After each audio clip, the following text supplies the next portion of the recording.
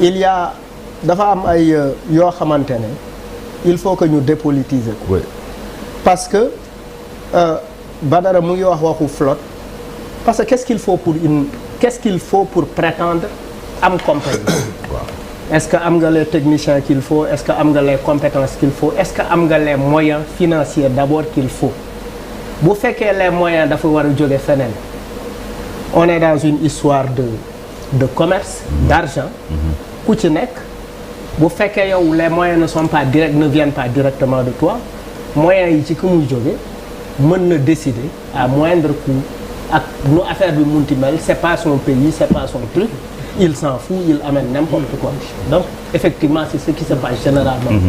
Après ñu toftal ci beneen affaire nommé ay DG yi nga xamante ne dañ leen nommé sur la base de leur influence politique parce que ils mobilisent parce que tel ñoom aussi ñu fal leen directeur ñu am obligation nommer un certain personnel qui n'est pas forcément qualifié et ñi ci ëpp dañ leen di verser ci personnel de maintenance bi fekk xamuñu ci dara.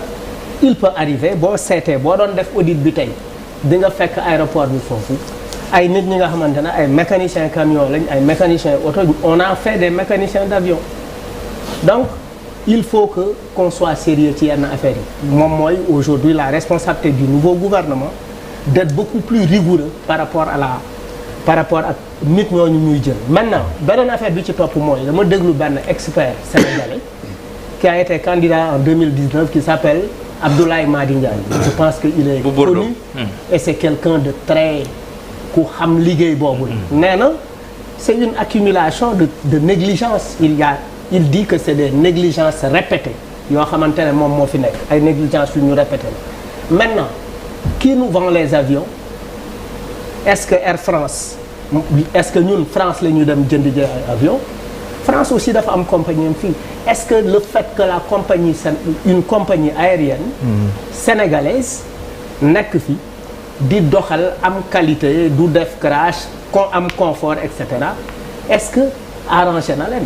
Est-ce que bu fekkee France moo la war a jaay ay avions dina la jaay ay avions yi nga xamante ne tolloo na ak ay avions am wala am na qualité yi ay avions am beneen affaire bi mooy mënuñu ko éviter muy accident wu bateau accident wu camion accident wu leneen ak leneen. Il faut que nous réfléchissions sur notre capacité de réactivité en cas d'accident par exemple tout de suite parce que li grand bi wax la fu nekk dëkk yëpp Sénégal on est moins compétent mais on a moins d'accidents. On est moins compétent ci gestion wu ay avions mais on a moins d'accidents yi c'est peut-être pas dit c'est peut-être mën nañ ne chance la et cetera. Donc en fait il faut que ñu xool lan mooy suñu capacité de réactivité bu situation yi amee ban personnel la ñu former qui est qualifié pour et cetera. Et puis aussi à mon avis il nous faut très rapidement ci programme de réhabilitation des aéroports et puis même pourquoi pas même ouvrir cet aéroport là. Bu Dakar. Oui bu Dakar. LSS effectivement. Oui, pourquoi pas. Parce que pour man ça aide parce que ça aide les avions. Pour man ça nous aide à avoir une meilleure circulation de nos avions. Parce que li ngay jàng effectivement ci accident ci incident ou accident buñ ci mënti wax c'est pas imputé finalement à Transair, c'est imputé à Air Sénégal. Ce qui veut dire que finalement ce n'est pas un avion de Air Sénégal qui a eu un accident mais c'est plutôt un avion de Transair.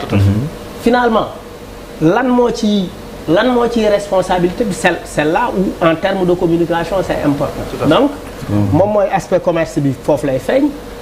Tu me loues un truc. Tu as besoin d'un truc. Je suis ton concurrent. Je veux avoir les mêmes bénéfices que toi. Moi, j'essaie de faire apparaître. Ça va plus loin. C'est pas une question de Air Sénégal ou de Transair. Parce que fii Sénégal. Pour nga dugal fi avion.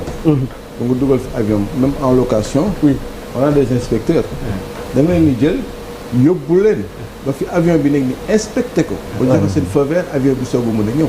oui mais xam nga grand loolu yëpp. donc implication yi dafa bëri. mën naa comprendre communication manquée xëy na peut-être. personne ne veut s'engager tout de suite. mais grand xam nga li ngay wax baax na. on peut beau avoir Sénégal dans tous les secteurs on a des inspecteurs.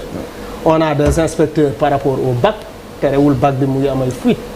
on a des inspecteurs au niveau du service des mines. Oui. On a des voitures qui ont fait 40 ans et qui continuent à avoir un permis de circuler, etc., etc. C'est-à-dire, lan mooy le rapport du Sénégalais par rapport à sa fonction. Quel est parce qu'on prête serment quand on travaille. xam nga nit booy ñëw ñu lay jox un poste de médecin. tu jures de faire tel de faire tel. lan il faut que ñu def benn shift ci suñu mindset. il faut que ñu xam que. buñ ñu dénkee un travail c'est une responsabilité. c'est une responsabilité à tout point de vue. c'est-à-dire je ne pense pas à ce que ce poste peut me donner comme opportunité. parce que dinaa influent dinaa am possibilité d'agir parce que c'est un milieu du business. et dans le milieu où partout où il y a de l'argent il y a des possibilités de corrompre des gens. c'est là où il faut appeler à l'éthique que nit ñi jël seen responsabilité parce que il s'agit de leur pays et puis il faut profondément penser aux conséquences. mais Gadiaga l'a dit tout à l'heure. Oui. Est-ce que ñu ngi jël. oui c'est seen intérêt mi ngi ci dëkk bi. oui c'est ça. wala est-ce que ñu ngi war a jël. est-ce que non parce que loolu pour dire vrai ñun xam nga ñun ay Sénégalais lañ. oui dañuy dégg maanaam carrément Air Sénégal bi ñu koy teg tubaab bi fi njëkkoon a nekk. kooku presque mooy courtier bi géré woon mbiru avion bi. finalement ñu jox ko moom moo ñëw gérer Air Sénégal. le problème foofu la problème bi démarré. léegi bi fa nekkoon ñoom ñoo nekkaat fii encore. waaw non mais léegi nag ñoom seen intérêt mi ngi ci Sénégal. waaw mais léegi nag c'est ça. léegi loolu ça c'est toujours passé comme ça nga baal ma gis nga ACI. lu mu tuddati Air Sénégal international. oui. xam nga lan lañ daan def. dañ daan def réservation pour wala sabotage bi daan am ci compagnie yi ni doon saboter les compagnies africaines. oui dañuy def réservation boo defee réservation yow tu penses que tu as tant de passagers nga jàpp ni mais ñooñu confirmer gu ñu seen billet. au moment de faire donc les wala achat wu billet yi confirmation bi doo ko am ba yow. nga dem kale nga vol bi def nga li nga war a def yëpp le jour J tu viens tu n'as pas un taux de remplissage correct parce que il y a des compagnies qui demandaient à des gens de faire des réservations et cetera ñu réserver or après c'est du fictif. dal na fi ay compagnie surtout compagnie africaine yenn yi. parce que aussi comme Malal ni mu ko waxee tout à l'heure une compagnie sénégalaise boo xam ni dafa respecter tous les critères di dem heure di ñëw heure di jël sénégalais yi di yóbbu c'est un manque à gagner bu mel na pour Air France ak yeneen parce que bu compagnie boobu taxawee rek ñeneen dañuy jël passagers yi parce que les passagers existent c'est ça et existeront toujours mais dans ce cas bu fekkee ne ñun avec une compagnie nationale on peut pas lutter contre les compagnies étrangères nañ libéraliser secteur bi. mais justement comme on a fait non man dama gëm ni compagnie nationale. ngay wuyu leen ma lan ngay woowee libéraliser. parce que tamit en préparant l'émission m'a expliqué que dafa am comme ñun. notre ciel est sous formule protectionnisme la ñu def quoi bokkul ak Abidjan par exemple où on me dit que c'est open. foofu tamit qu'est-ce qu'il faut comprendre. non Sénégal ils ont signé def protectionnisme. ñëppay def protectionnisme mais Sénégal on a signé en 2001. On a signé ce qu'on appelle le Open Sky Agreement. Ok. Open Sky Agreement c'est un petit peu des accords bilatéraux et multilatéraux qu'on a signé avec les États-Unis pour ouvrir le ciel. Et les États-Unis l'ont signé avec l'Europe, ainsi de suite, et beaucoup de pays d'Afrique. Ce qui fait que, avant, en fait, ce qui s'est passé avant, du temps de l'État Air Afrique, ma yaakaar amoon problème à l'époque. Gars yi compagnie yu bëri doon ko xeex surtout les compagnies européennes. À l'époque gars yi dañu doon bañ ce qu'on appelait le cabotage. Cabotage mooy lan mooy da ngay jógee Dakar. dem Paris. war a continuer sur Milan. et boo jógee Dakar dem Paris boo demee Paris tu ramasses des passagers après continuer dem sur Milan. dañ ko doon tere. mais le problème c'est que Air Afrique de par sa composition ak sa stratégie comme ça fédérait beaucoup de pays. amuñu woon problème boobu. ils n'avaient pas ce problème là. donc mënoon nga jógee Abidjan jaar Bamako. la côtière là, il y avait côtière bi ramassé. il y avait la côtière ça va continuer sur Paris. bon le problème c'est que à l'heure actuelle bi traité yi commencé maintenant toutes les compagnies les plus grosses compagnies du monde utilise cette stratégie-là. Et je donne un exemple très clair.